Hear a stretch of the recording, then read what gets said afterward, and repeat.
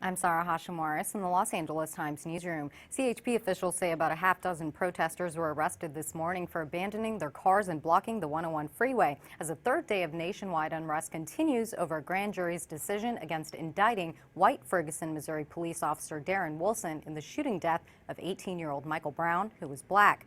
Overnight, the LAPD arrested more than 180 demonstrators as the racially charged protests over the fatal shooting of the 18-year-old grow. In Ferguson, where Brown was shot on August 9th, incidents of looting and violent clashes with police steadily calmed from earlier in the week, partly due to a boosted National Guard presence, but tensions remain. In one incident, a squad car was set ablaze. Police in the St. Louis suburb made 44 arrests last night. Largely peaceful demonstrations in New York, Boston, Dallas, and Portland also took place. Meanwhile, the police officer at the center of the case, Wilson, said this in an ABC interview. There's not a cop out there who goes out there and like, I'm going to use my gun today. No one wants to. No one ever wants to do that. And it just happened, and it happened in a minute. Do you feel any remorse? Everyone feels remorse when a life's lost. Like I told you before, I never wanted to take anybody's life.